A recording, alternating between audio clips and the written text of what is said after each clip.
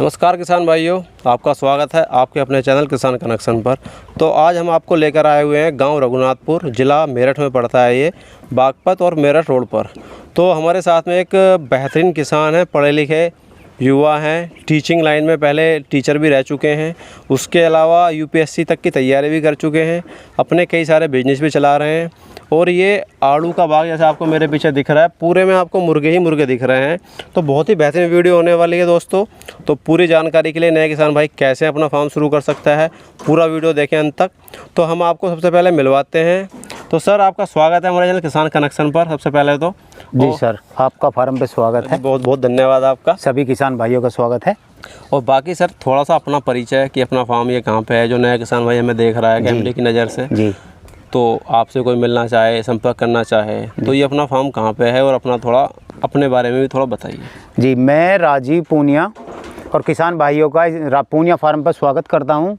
देखिए, मैं मेरठ ज़िले के गांव रघुनाथपुर से हूँ, जो यूपी में पड़ता है, बागपत और मेरठ रोड पे पड़ता है। और बाकी सर, अपना जो एजुकेशन का बैकग्राउंड है, आप टीचर भी रह चुके हैं जी, उसके बाद में अभी पोल्ट्री फार्म चला रहे हैं, तो थोड़ा एजुकेशन के बारे में थोड़ा बता दीजिए। एजुकेशन मेरी बीए और बीएससी है तो दोनों अपोजिट, लेकिन बीए और बीएससी है। यूपीएससी की तैयारी के लिए बीए करनी थी, कुछ हिस्ट्री का शौक था, इस तरीके से बीए भी हो गई थी। उसके बाद मैं प्राइवेट जॉब की, टीचिंग की, लेकिन टीचर की जॉब में मज़ा नहीं आया।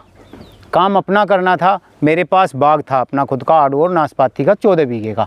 तो एक दो फार्म पे गया तो उन्होंने फ्री रेंज किया हुआ था। फ्री रेंज में जहाँ मुर्गियाँ पल रही थी वहाँ बिल्कुल क्लीन और साफ़ था। मेरे बाग में समस्या थी बड़ी बड़ी घास हो जाने की।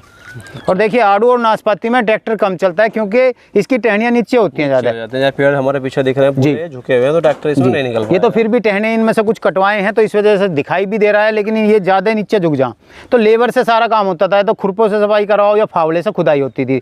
उनके फार्म पर बड़ी सफाई थी, तो इस वजह से मेन कारण तो था मुर्गे डालने का, सबसे पहले बाग की सफाई का।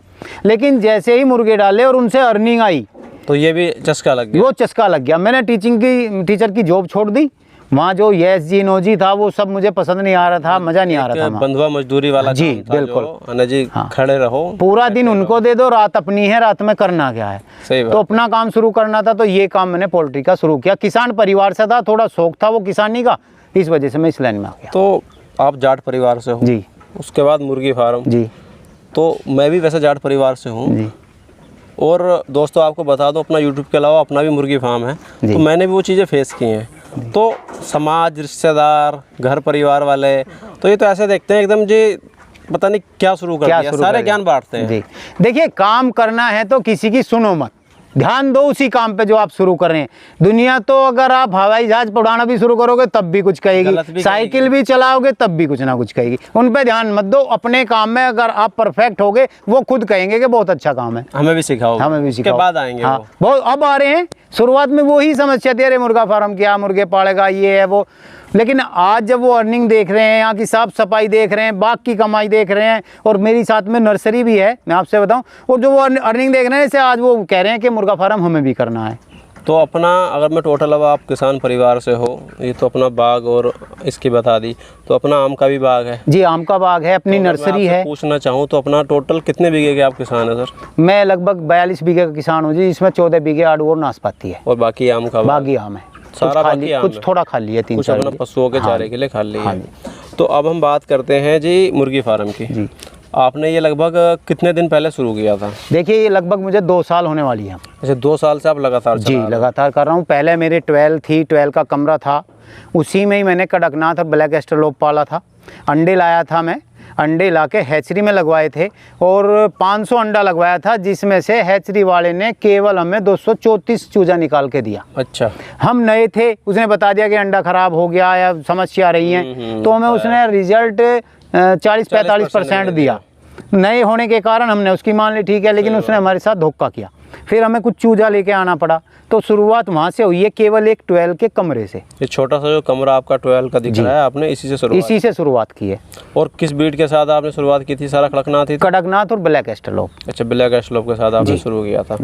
तो लगभग अभी तक आप टोटल अगर मैं पूछना चाहूँ 2 साल में कितनी बार टोटल बच्चा बेच चुके हैं, या चलता रहता है रेगुलर की? नहीं, रेगुलर चलता रहता है, ये तो ध्यान नहीं है कितनी बार बेच चुके। ऐसा भी हुआ कि हमने 10 दिन का भी चूजा बेच दिया, लाके सारा एक साथ बिक गया। 18 दिन का भी बेचा है हमने, 1 महीने का भी, 2 महीने का और 6 महीने का भी तैयार करके बेचा है। मुर्गियाँ बेची हैं हमने, कुछ फार्म भी खुलवाए हैं। जो नए किसान हैं हम उनसे सीधी बात करते हैं यहाँ बुला के या फ़ोन पे, और जब वो फार्म खोलना चाहते हैं उन्हें जो हमें परेशानी हुई है वो सारी बता के उनका फार्म तब खुलवाते हैं।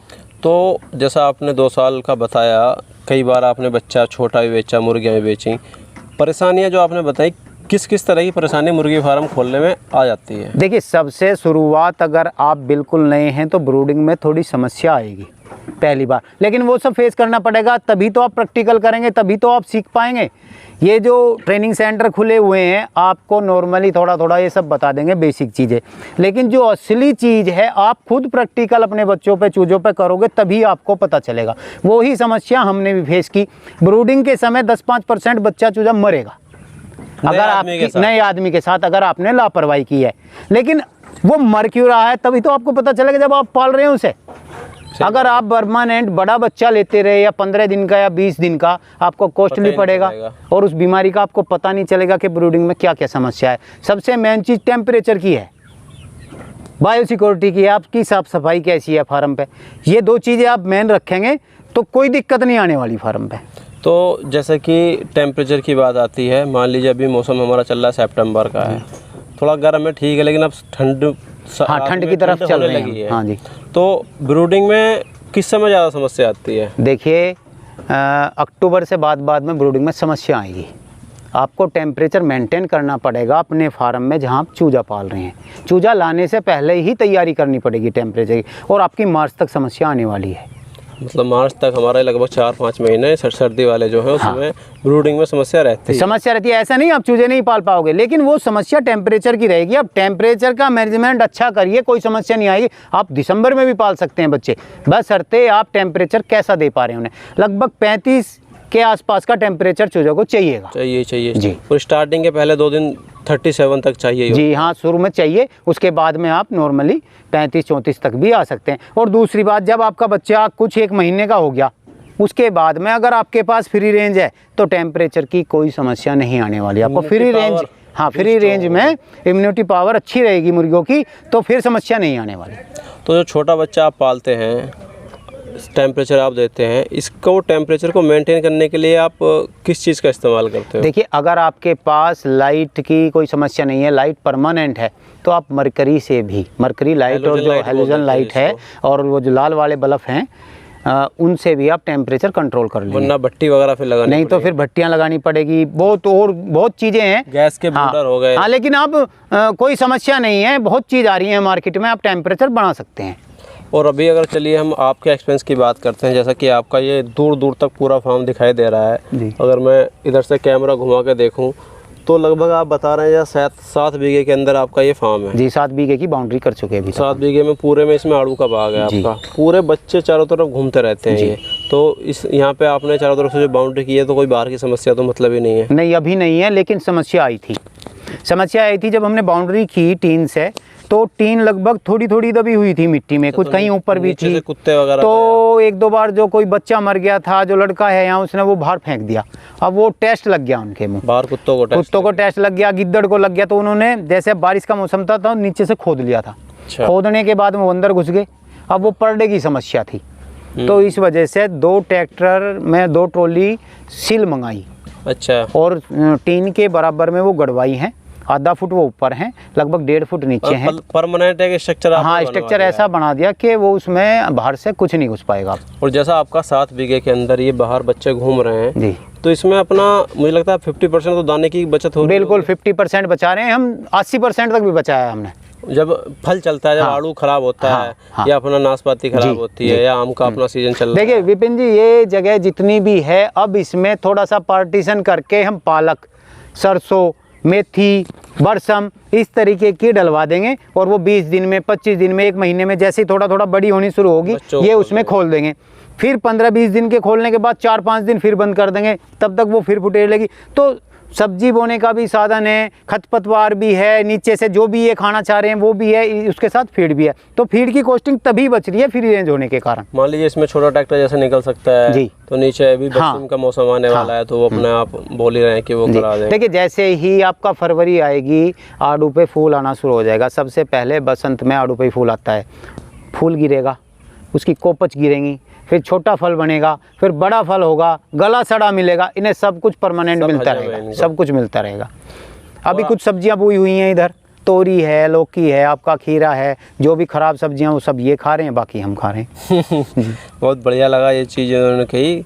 यूटिलाइजेशन भी है जगह का आपका ऊपर आड़ू का बाग है, ना आपको कहीं किराए पे ज़मीन लेनी है, ना आपको फार्म के लिए कुछ। मुझे लग नहीं रहा कि आपने फार्म में भी कोई बहुत ज़्यादा खर्चा किया है। बहुत ज़्यादा खर्चा नहीं है। ये जो टोटल अगर आपके जैसे मैं देख रहा हूँ 2 स्ट्रक्चर आपने बनाए हुए हैं, एक छोटा है एक बड़ा है, तो ये लगभग कितने रुपए में अपने तैयार हो गए होंगे? ये 20-20 हज़ार रुपये में तैयार होगी ये दोनों स्ट्रक्चर। और यही परमानेंट आपका चल रहा है? यही चल रहा है जी। इसमें 1500 चूजा, 1500 मुर्गियाँ आप इसमें रख सकते हैं। जगह कम है, हाँ बड़ी मुर्गियाँ, जगह कम है, लेकिन केवल रात को रहनी है। उसमें आप सीढ़ियाँ खड़ी कर दें, कुछ बांस लगा दें तो वो सब एडजस्ट हो जाए। दिन में बाहर रहनी है। दिन में आपका हमेशा ये बारिश ना हो तो सब बाहर रहेंगे, सब बाहर ही रहेंगे। तो बाहर ओपन रेंज में इनकी इम्यूनिटी पावर और किस तरह की बीमारी अभी तक इसमें आपने फेस की कि जैसे आपका बाहर है? नहीं, किस तरह की बीमारी? कोई बीमारी नहीं आई विपिन जी। देखिए बाहर घूमने की वजह से ये इतने अच्छे से सर्वाइव कर पा रही हैं। या किसी भी बीमारी में कोई भी समस्या नहीं आई। पास के 2-3 फार्म है उन पर बीमारियां रही, पीछे CRD भी आई है, लेकिन यहाँ तक कोई दिक्कत नहीं आई।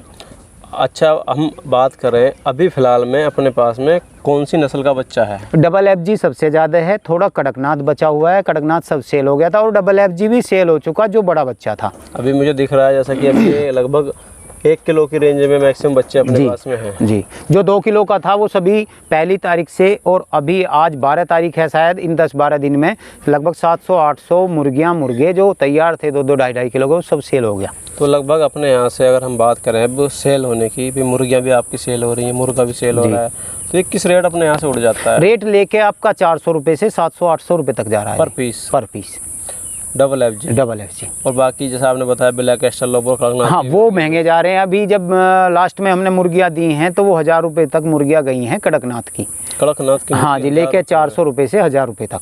तो 1000 रुपये का रेट तो बहुत अच्छा रेट है। लोग बाग तो कहते हैं 2000, 3000, 5000, ये नहीं है, इतना रेट नहीं है। कोई भी किसान भाई किसी के बहकावे में न आवे। 1000 रुपये से ज़्यादा आप बेच नहीं सकते, कितनी भी अच्छी मुर्गियाँ। 1000 भी बहुत ज़्यादा है, लेकिन कुछ फार्म हमने खुलवाए थे, फार्म के बेस पे गई हैं, वो ब्रीडर के तौर पे जी।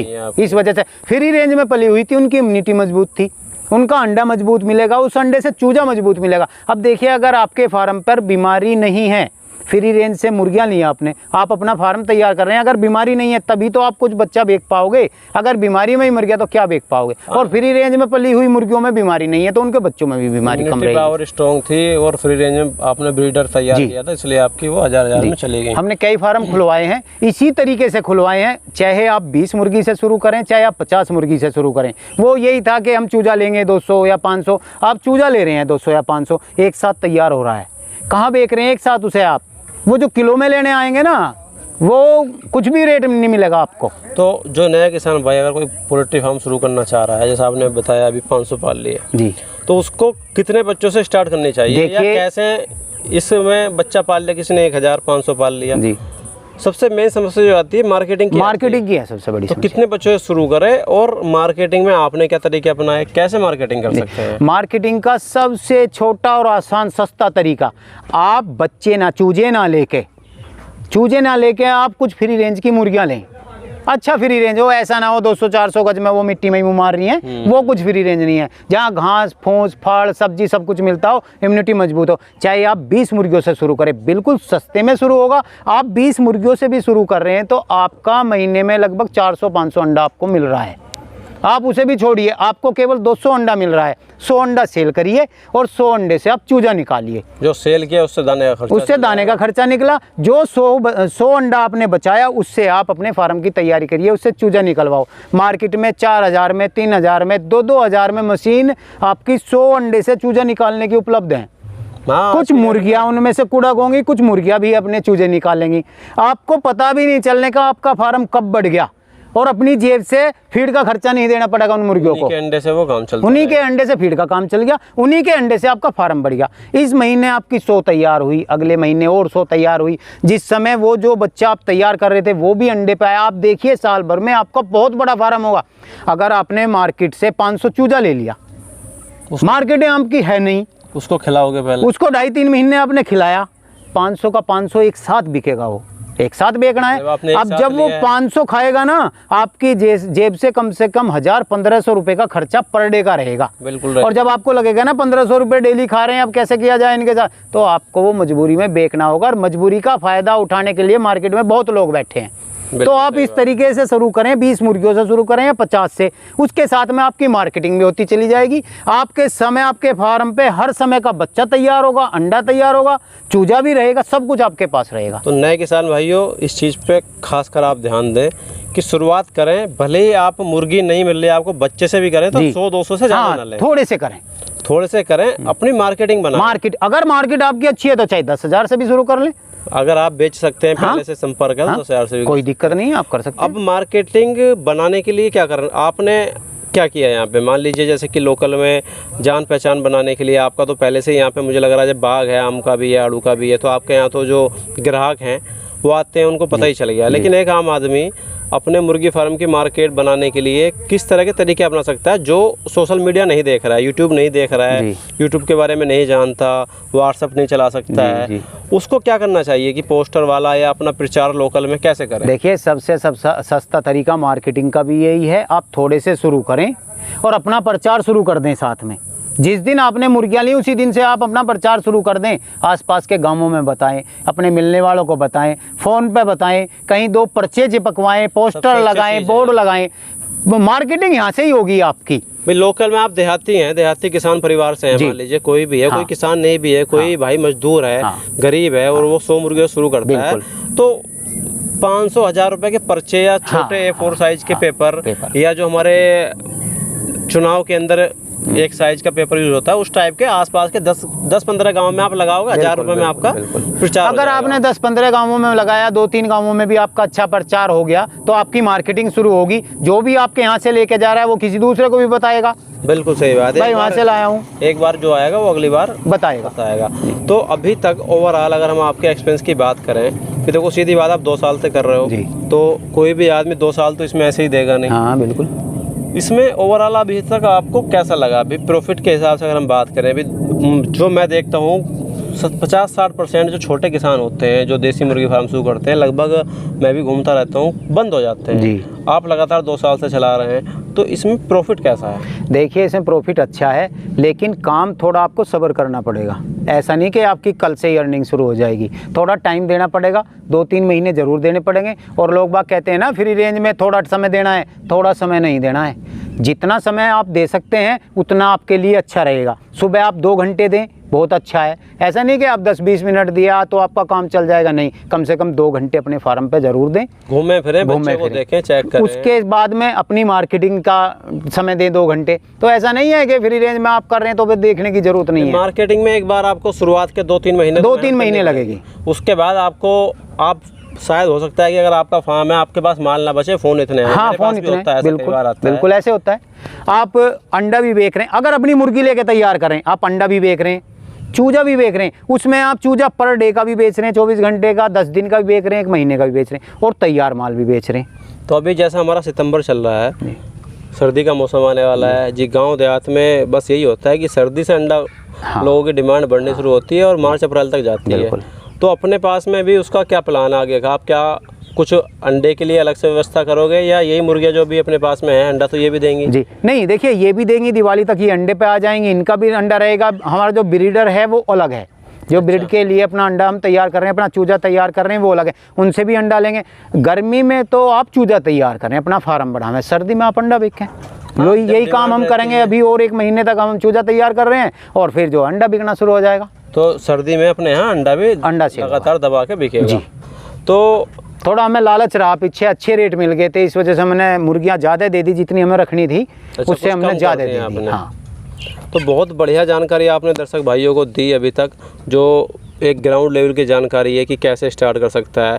अब कोई नया किसान भाई जैसे हमें देख रहा है पहली बार और आपसे संपर्क करना चाहे, छोटा बच्चा लेना चाहे, तो उसको क्या सलाह दोगे आपकी? छोटा बच्चा अपने पास मिल जाएगा? छोटा बच्चा अगर मान लीजिए नया किसान है, बिल्कुल जीरो से शुरू कर रहा है, ब्रूडिंग नहीं कर सकता, तो उसको क्या कुछ ब्रूडिंग किया हुआ बच्चा भी अपने पास उपलब्ध करा सकते हैं? हाँ बिल्कुल करा सकते हैं। 10 दिन का भी ले सकते हैं, वो 15 दिन का भी ले सकते हैं, 1 महीने का भी ले सकते हैं। जिसकी जैसी डिमांड जैसी डिमांड है उसे वैसे ही मिल जाएगा। और किसी ब्रीड का? किसी भी ब्रीड का, 4 ब्रीड का, डबल FG, कड़कनाथ, ब्लैक एस्टेलो, पायराइयो। अच्छा, चारों ब्रीड का अपने यहाँ अंडा, बच्चा, दाना दे देंगे हम। दाना भी अपना जब आप मंगाते हैं तो दाना नहीं, दाना तो हम देखो अपना देसी खुद का बनाते हैं। अच्छा। वो किसी भी कंपनी का खिलाएं, वो उनकी मर्जी है क्या खिला रहे हैं क्या नहीं। हम तो अपना देसी तैयार करते हैं, देसी खिलाते हैं। अच्छा, इनको 1 महीने के बाद। कंपनी का दाना खिलाई नहीं जी, 1 महीने तक कंपनी का खिलाते हैं, क्योंकि न्यूट्रिशन की जरूरत 1 महीने से हाँ, पहले इन्हें सही पड़ेगी। बात। जिस समय ये अपने चुगने पे लग जाएंगे, फ्री रेंज में घूमने लगेंगे, उस समय इनको समस्या नहीं रहेगी ज़्यादा। उसके बाद हम अपना खिलाते हैं।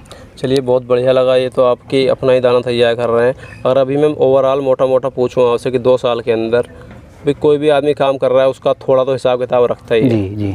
तो मुर्गी फार्म में अभी तक आपने कुछ बचाया भी या? जी हाँ हाँ। जैसे कि यानी जी देखने में आता है कई सारे फार्म बंद हो गए, कुछ नुकसान भी उठाते हाँ, हैं। नुकसान रहता है बीच में। तो इसमें लगभग मोटा मोटा एक एवरेज के तौर पे मैं लेके चलूँ तो इसमें लगभग कितना प्रॉफिट आपने कमा लिया हो? देखिए, हमने यहाँ लगभग 4 से 5 लाख रुपए लगाए हैं, वो यहाँ से ही कमा के लगाए हैं। उसके बाद 4 लाख रुपए हमने यहाँ से कमा लिए। अच्छा, साइड में कर लिया आपने? और जो लगा अभी हुआ है हमने 800 मुर्गियाँ बेची हैं, वो आपकी 300, 400, 500, 600 तक भी गई हैं। एवरेज मान के चलो हाँ। 3 लाख के समथिंग हाँ से जी, चला हाँ, 4 लाख रुपए हमने यहाँ से कमा लिए हैं और 4-5 लाख में स्ट्रक्चर यहाँ से ही कमा के लगा दिया है। तो वो जो जो हमने हमने लगी हुई है वो उसका पैसा यहाँ से ही निकाला। इन्वेस्ट भी है? हाँ, ये इन्वेस्ट भी है। यहाँ से 12 से शुरुआत की थी, एक छोटे से कमरे से हरे नेट की चादर लगा के।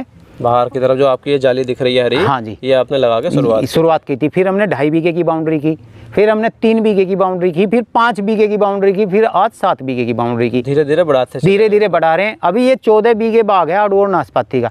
हम अगले साल इसे पूरा करना चाह रहे हैं। पूरे 14 बीघे में? 14 बीघे में मुर्गी फार्म अपना चलाना चाह रहे हैं। चलिए, बहुत बढ़िया लगा आपसे बात करके। और जिस तरह से आपने जानकारी दी, एक पढ़े लिखे किसान होने के नाते इनका भी एक दायित्व बनता था, एक टीचर पहले रह चुके हैं, कि किसी दर्शक भाई को गलत जानकारी ना हो। देखिए, जिसके पास अपना बाग है वो तो बहुत अच्छा है ही, अगर नहीं भी है तो फ्री रेंज में आप कुछ पौधे लगाएं, सब्जी लगाएं, तब करें। थोड़ा ऊपर से जो गर्मी आने वाली है, हाँ, उसके नीचे आराम से बैठ भी जाएंगे। और आड़ू नाशपाती के बाग में खासियत ये रहती है, अब नवंबर में इसका पत्ता गिर जाएगा, सब पत्ता गिर जाएगा। इन्हें सर्दियों में जब धूप की ज़रूरत है धूप मिलेगी, फरवरी में इसमें कोपच आना शुरू हो जाएंगी। जैसे ही कोपच आएंगी इन्हें छाँ मिलना शुरू हो जाएगा। जैसे जैसे गर्मी बढ़ेगी ऐसे ही इनके पत्ते बढ़ेंगे, तो बड़ा आराम रहेगा आड़ू और नाशपाती में। और आम के बाग में स्प्रे बहुत होती है, इसलिए उसमें ना पालें।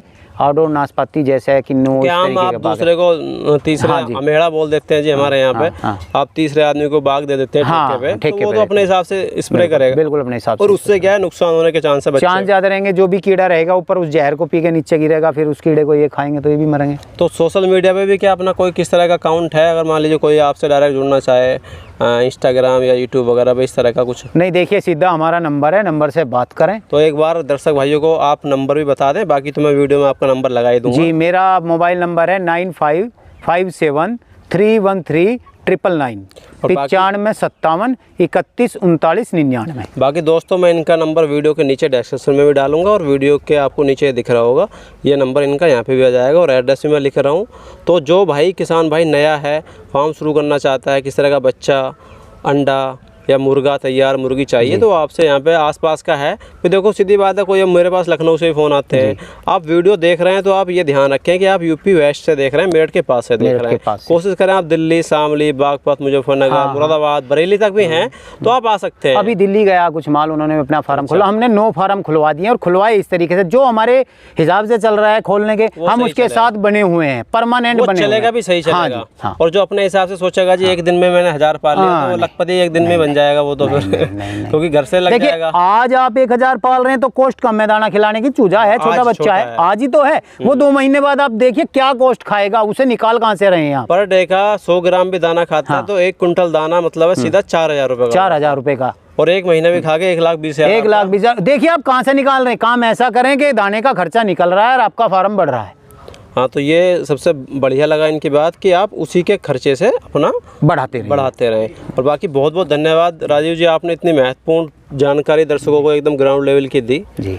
और बाकी दर्शक भाइयों, जैसा इन्होंने बताया, अगर आपको शुरू करना है तो ये चीज़ें ध्यान रखें और ऐसी वीडियो ऐसे ही एक्सपर्ट किसानों से, पढ़े लिखे युवा भाइयों से हम आपको मिलवाते रहेंगे। तो चैनल को सब्सक्राइब करना ना भूलें, नोटिफिकेशन बेल भी दबाएं ताकि आपको किसी भी हमारी अगली आने वाली वीडियो की जानकारी तुरंत मिलती रहे। बहुत बहुत धन्यवाद।